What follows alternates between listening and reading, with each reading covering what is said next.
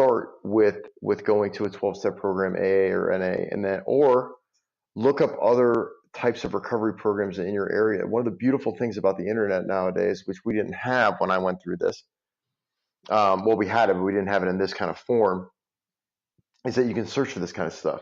And unless you're in a very small town, you'll have access to all of these options. And there's always somebody there, and they're very supportive. These people are there. Let me tell you something. When somebody calls me and they ask me for help, I just got off a call before I got on this podcast with you for an hour with a woman. And I went through a bunch of different skills and coached her through a couple different processes. That keeps me where I'm at in life. That makes me feel better. So you're not a burden. To people who think they're a burden, there's a lot of people who think they're a burden. You're not a burden. Pick up the phone, go to somewhere where you can get help. Those people live for that kind of stuff. You know, I got off the phone today with a guy who opened up a recovery group in Los Angeles called, well, actually it's not important what it's called. I don't know. I don't have permission to talk about his stuff, but he talked to me for an hour today about the program that I'm creating, and we talked back and forth, and I found it so inspirational. And when I got off the phone with him, I said, "Thank you so much for taking the time out to speak with me today. You have no idea the kind of impact it makes, and I greatly appreciate it." And he said, "Joe, you know better than anybody else that it helps me as well." And if you look at it like that, you won't ever feel like you're a burden. So start out there. Then the other programs, as you get later on, is you can do a seminar, a self-help workshop. Those will teach you how to dig through the past and to teach you that you have the skills inside of you to deal with all of life's problems. That all this stuff that you worry about is in your head. Your brain is very powerful. It can create a lot of stuff that isn't real for you to worry about, for you to overanalyze. This is your brain will create these kinds of things. Your ego will step forward and create these things. Also, something to keep in mind is that it's not easy. I'd be lying to you if I told you that it's easy. It's not easy, but it does get easy. And it gets easy when you figure out why you went there in the first place. What switched in your head that switched you from a partier to a drug addict or alcoholic? You know, there's something there. There's something underneath there where you couldn't get past it. I like to tell people, I used to drink when I went out, then I drank to go out. There's the difference, right? So why did I do that? I'll tell you why I did it. I couldn't stand the sight of myself. I looked in the mirror and I was disgusted by what I saw. I was overweight. My teeth were falling out. My hair was disheveled. I had a beard that was just horribly overgrown. All of these things play a factor into you not being happy with yourself. Now, that being said, you don't need to lose weight. You don't need to get your teeth fixed. You don't need to do any of this in order to love yourself. All you have to do is look in the mirror and say, I love you. And that is so hard for so many people to do, myself included. It was hard for years. But when you change your belief system, you change your perception of what's going on. So if you believe you're a useless piece of garbage, then that is exactly what you're going to see. But if you believe that you can achieve anything in life and that you have a goal and you have a purpose and you're here for this world and that you're exactly where you're supposed to be and you're striving every day to be better, then that is what will happen. The self-confidence piece is such a recurring image throughout any of these topics that we talk about, whether it be mental health, drug addiction, or homelessness. There's a kind of lack of self-love, and finding the avenue to create that self-love is very hard, and it has to go through multiple step processes and truly understanding who you are as a person. And I think it's very important to find that through meditation. And that's been one way that I've been able to really uncover and unfold a lot of different characteristics and avenues about myself and how I conduct myself throughout the day. So why don't you speak more about how you really found out about meditation and how you've used that as a mechanism to change your perspective about yourself and the way that you live your life? I'm laughing only because I think to myself what I said to the first person who asked me this question, which is what if I tell you that you could be just a little bit happier, just a little bit happier, and all you got to do is spend 10 minutes a day doing it. And they look at me, they're like, well, what, like push-ups? I'm like, no, literally sit in silence for 10 minutes. And you get every rebuttal in the world when you tell somebody to start meditating. I can't meditate. My head's going a million miles an hour. I can't meditate. I don't have the time. I can't meditate. I have kids. I can't meditate. I have this. If you can make time to brush your teeth in the morning, you can make time to meditate. Wake up 10 minutes early and meditate. Sit there. Start out with guided meditations. That's the easiest. The reason being, you have a voice that's talking to you. It gets you into a trance a lot quicker. You don't have to do it on your own, right? Up your time.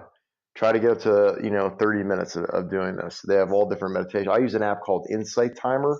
It's great, and you can see how many other people are meditating in the entire world at the same time you are, which is also really cool. But there's a million different people on there who have meditations for anxiety, meditations for drug addiction. Go to a meditation group. That's what I did the first time. I went to a meditation group, and they'll teach you how to meditate for free. It doesn't cost you anything. Let's see what else. When I meditate, when I first started out, I would get little visions that popped in, and I would paint them because I like to paint. But as time goes on, I get into a place of the easiest way to explain it is that moment when you're about to fall asleep, but you're not asleep, and you don't actually fall asleep. Kind of like when you're in a car and you're nodding and you fall forward, but you don't actually go to bed. That's kind of how I feel when I'm in a meditation.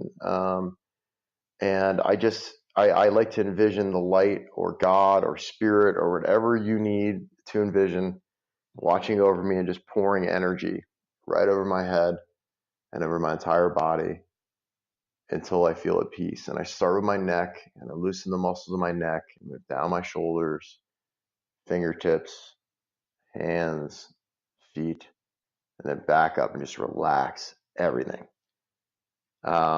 Something I find extremely helpful is called the 4-4-4 technique, which is you breathe in for 4 seconds, hold for 4 seconds, release for 4 seconds. That gets me into a trance within the first 4 to 5 minutes. That's great. And I think there's so many different ways to meditate that there's tons of different opportunities, like the application that you said, and whether it's meditation groups or on your own, there's a lot of opportunities to grow through those practices. And I think this leads very well into Spiraddict Warrior. Why don't you shed a little bit more light on what you're currently doing and how you're affecting such a great audience within the drug addiction field? So the Sporadic Warrior project, just to explain a little bit better where the name comes from, is spiritual addict. The reason I got into creating this was I thought to myself, what can I do to make a difference in the world of recovery without changing what people hold near and dear to their heart, i.e., AA, NA, other kinds of programs. These are all options. But one thing that I learned very quickly was that there isn't one solve all for addiction. Anybody tells you that's crazy. There's not one thing works for every person. Everybody's different. We're all different. We're all centered in our own places. So there has to be different avenues for people. So I thought, if this worked for me, maybe it will work for someone else. And if it works for one person, then that's good enough for me. And what I'm in the process of doing is creating a meetup group that starts with a 20-minute meditation. After that, I go over some ground rules of how to work one-on-one with each other and to be there in a supportive nature and to share what's going on during your week. Now, why do I say during your week? Well, a lot of times when people stand up and share, they want to tell their whole story. It's great. I'm sure you have a great story. We all have great stories about our drug addictions and this and that. And I don't know if you noticed, but you didn't hear me talk too much about mine. And the reason for that is I don't enjoy the glorification of my drugs in the past. I could tell you a million stories about all these crazy times that happened. The reality is that that doesn't have any bearing on how I've gotten sober, and that's the important thing. So um, there's one-on-one. You talk about it. You're there to listen, but more importantly, you're there to find out why that issue is going on in your life. So a perfect example of that would be, I just keep my boss is just on me every day. I don't know what to do. He just keeps riding me and riding me. He won't leave me alone. He's such an ass, and just go into this whole victim status mode. Why me? This is all happening to me. I can't do this because of this. I can't do this because of that. Well, what a coach in this, or actually just someone else who's in the program would do, would look at you and say, well, where are you accountable? And get you looking at that. Well, what do you mean? I'm not accountable. My boss is an asshole. That's not my fault. Well, where are you accountable? What feeling comes up for you when your boss talks to you in this bad way and your boss speaks this way? Well, he makes me feel stupid. Well, why do you feel stupid? And see I'm not going to go through the whole thing, but there's steps, and you keep working through it, and eventually what you come to is an understanding that you can approach that whole situation differently in a way where you can overcome it and it doesn't control your life anymore and move forward. And it's situations like this that dominate us, that literally lay out our paths in life. And if we don't learn how to move past them and learn how to take it as just another step in life and not a defining factor in life, then we never grow and you never get past this. And for me, one of the main things in my life was when I had the awareness that the reason I did drugs in the first place was because I thought I was fat and disgusting and nobody would love me unless I was drunk and making an ass of myself in order to keep people happy. Thank you for sharing that.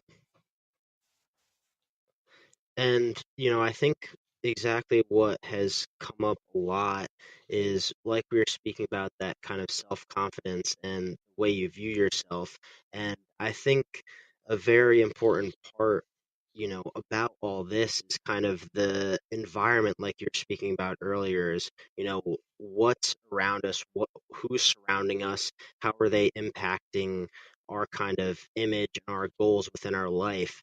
So if you could speak more about just kind of whether it's, the masculinity when you're young, or whether it's the self-confidence, the, hatred that's brought around it, what are kind of some tips that you could give someone that's in that position, that's, surrounding themselves or around the environment that can be that negative or toxic environment, what how could they seek positive light within those areas and environments? Move, move away from your toxic environment. If everyone you know in life does drugs or alcohol, if everyone you know in life is destined for failure, these aren't your friends. Get away. This is nothing that you haven't heard before, probably, but these are not your friends.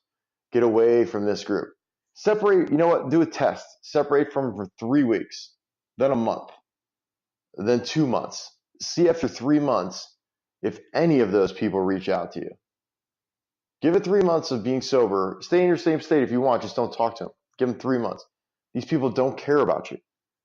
They're there to use you and to keep you in their environment so that they themselves don't feel as bad when they're in their environment. There's a pattern. There's a pattern of people engaging with other people, bringing them into their destructive world. I did it for years. So what I would suggest, if somebody's surrounded by the environment and they're living in it and they don't know what else to do, we are a product of our environment. So if you're surrounding yourself by addicts and alcoholics, then that are currently using, then that's exactly the environment you're going to stay in. So my suggestion is what I did, which is move.